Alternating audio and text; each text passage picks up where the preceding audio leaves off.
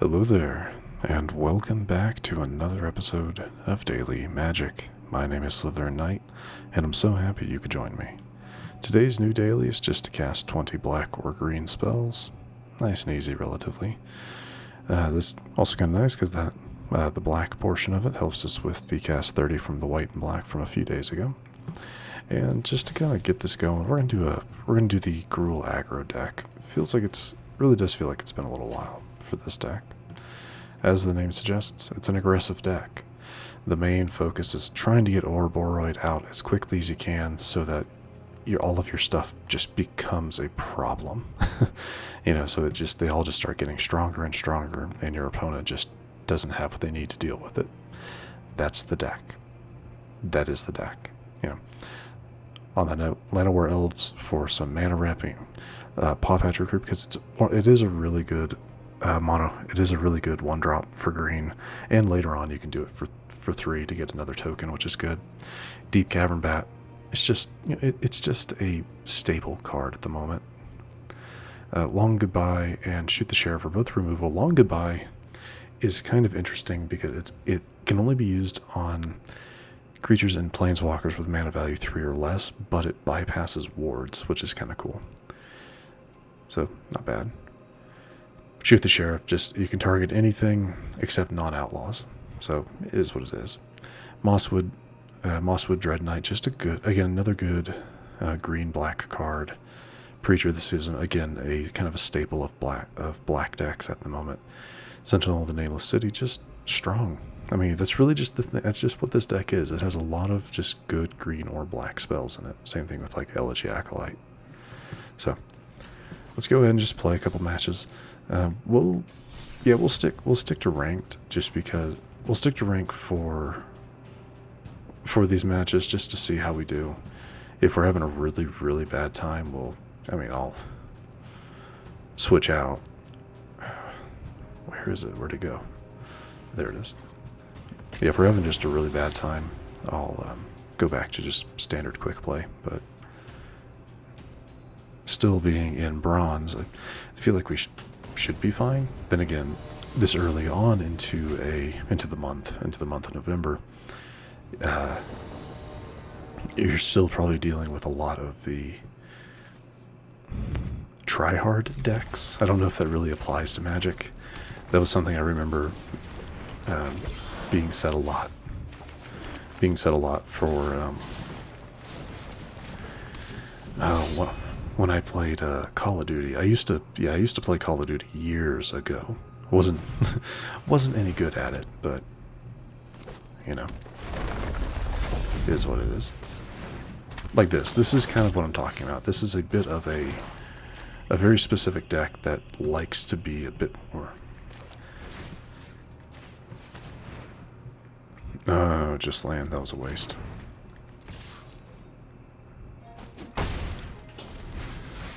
But yeah, this is kind of what I was talking about. This is a deck that is known, like it is a very well-known deck at the moment. It is a very strong deck at the moment. Seriously? You're not gonna Fabled Swamp? Or, here. Oh. Well, I guess the idea is, yeah, they'll do both of the Fables at the same time, is what they'll do. Fabled Passages. We're just going to play this one.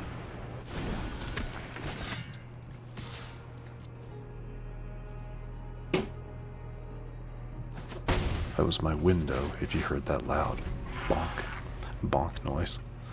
So, yeah, what they'll do here... Yeah, play the other Fabled Passage. If they have a growth spell... What are they doing? No, seriously, what are they doing?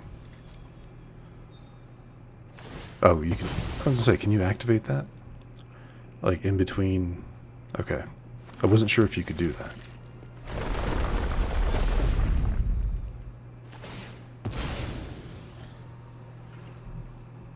I mean, you're still gonna lose your Tifa. Unless you have something to protect her.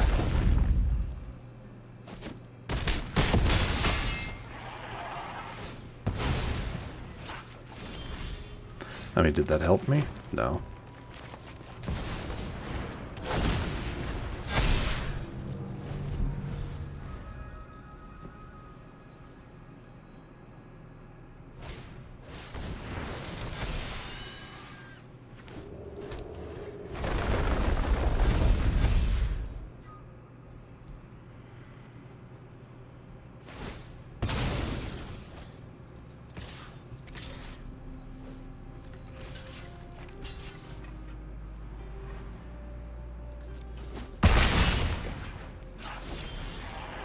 Okay.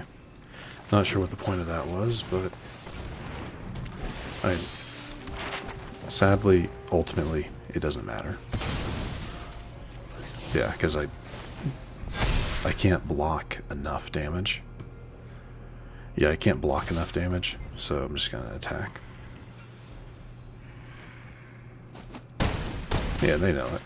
And so they have four creatures, I'm down to one. Yeah. If I'd been able to play my Elegy Acolyte, maybe, but we couldn't, so. We couldn't, so we won't.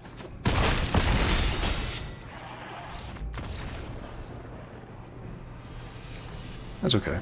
But that's kind of what I'm talking about. Like that particular deck is very well known. It is very strong, as long as you can get your stuff and your opponent isn't able to just burn your creatures, which this deck could have. I just didn't get any of my removal.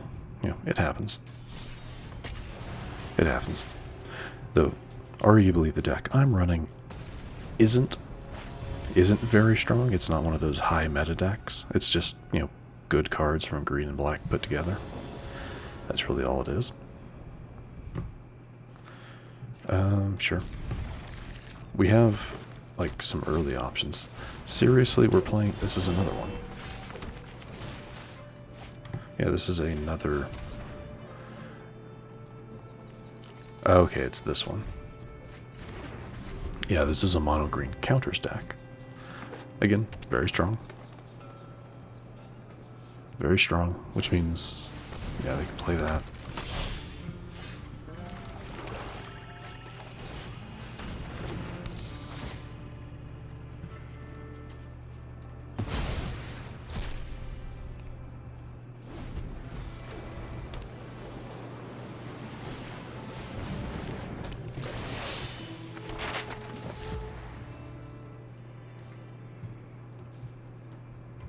Question is, do we survive long enough? Yeah, Hemosymbic might, yeah.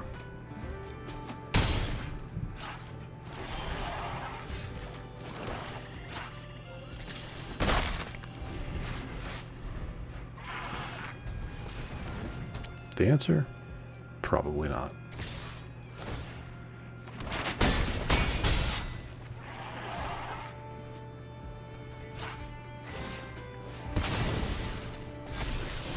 And an Ouroboroid. We are screwed.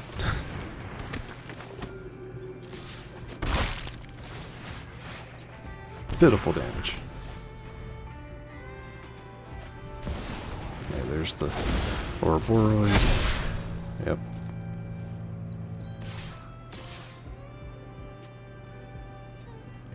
I mean, if you attack with that, there's not much else I can. Well, let's see, who are you boosting? You're gonna boost the Surhawk. We'll block the Surhawk. It doesn't matter.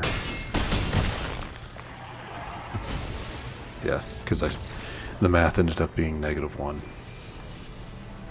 Is what it is. Alright, we're gonna hop off of ranked matches and see if this can do any better in just a standard match. Is what we're gonna do today. Yep. Oh, ow, nope, wait. That was still standard ranked. Sorry. Let's try that again. Quick play. I call it quick play because, you know, anyway, standard play. Well, I guess it's called standard play versus standard ranked. Whatever. We'll see if we do any differently. I kind of doubt it. In standard play, you get a lot of just weird stuff. You can either get people that are either trying out new decks, just playing to play, or they're deciding to, utilize one of their, top tier meta decks just to be that way. Sometimes that's how it happens, sometimes not, but we'll see. I don't dislike this hand. Go with Blooming Marsh into Llanowar Elves. I will admit, this deck is not my favorite, and is not one I would typically play anymore. But just because we got our new daily quest was black and green, I was like, yeah, I'll give it one more try. We're heading towards the end of the Omen Paths season. Okay. Actually, no, I want to do this. Let's go ahead and get rid of that. Yeah, you don't need any life gain right now. I mean, they're going to get some anyway. Another Sanctifier. That actually ended up kind of going my way a little bit there.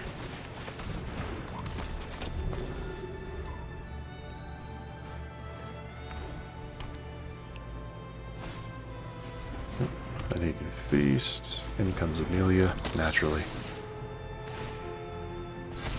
I would really love to get another long goodbye here. Like, that would be fantastic. But of course we didn't.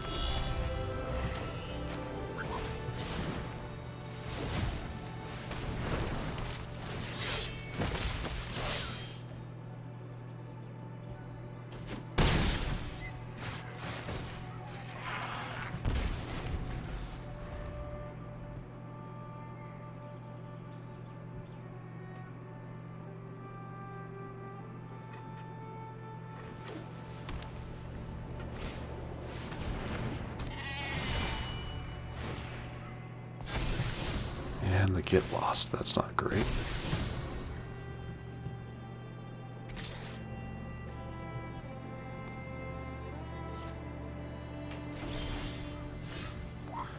Well, let's see what we can do with this. Another Mosswood? Really? Oh, come on, man.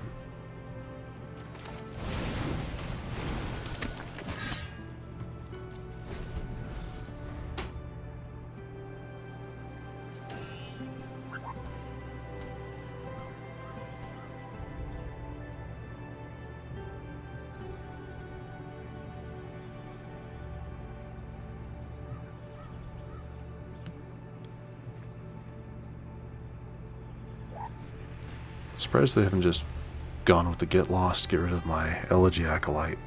I mean, if they do, it does give Pawpatch Recruits, I can power something up. Probably the Dreadknight. Because it's already the strongest thing on the field after Acolyte. But, I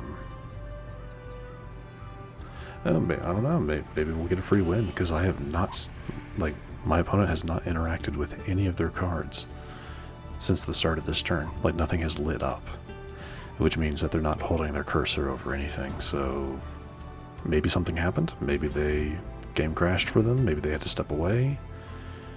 Don't know. I'm okay to sit it out and wait. Up there they go. Yeah, maybe they were thinking about it. There is always that chance. Yeah, there is always that chance that they were thinking about it. Jeez.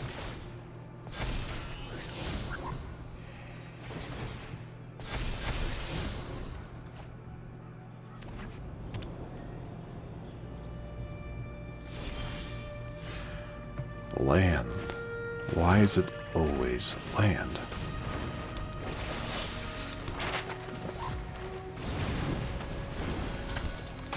I mean, at this point, it's a little ridiculous, isn't it? I mean, Preacher's not bad. And since I know... Yeah, I don't have anything that I can, quickly deal with them. And now that they have the offspring going out, I'll start losing life as they gain life.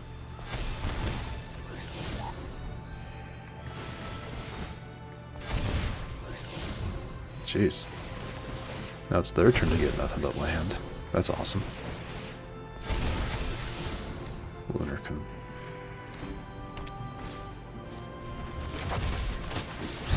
Jeez, come on, man. I think we're just gonna concede at this point. Yeah, we're just gonna concede at this point. Because yeah, after everything they did, they took me down to 7 life just with the triggers from Starscape Cleric, everything they were getting there. They could have swung with everything. That would have been 1, 9, 2, 10. Yes, I could have blocked whatever they did. I would have survived the turn. Though they would have gotten some life here, so that's another 2 points down. But yeah, there's just nothing I could do there.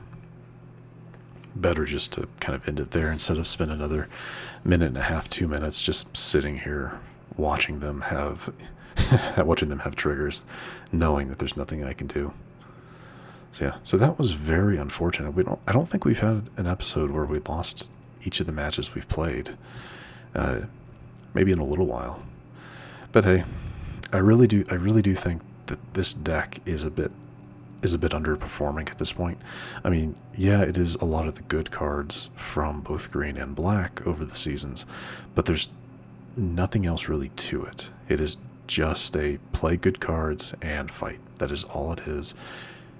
Well, yeah, that's all it is. So definitely something that I'll probably be dropping from here on out. Next time, maybe we'll get some good options for Golgari in the Avatar: The Last Airbender set. I kind of doubt it, but then again, I haven't really looked at everything that they're doing. Maybe there will be a Golgari landfall with all the earthbending stuff going on, but something to wait and see about. Either way, this is where we're going to wrap things up for today. If you enjoyed this episode, which I do sincerely hope you did, please feel free to hit that thumbs up button down below. And if you happen to be new to the channel, hello, welcome, and please do consider subscribing. And to stay up to date for whenever new content is released, don't forget to hit that bell icon after you subscribe. But other than that, thank you so much for watching. I really do appreciate it. And I will see you all next time.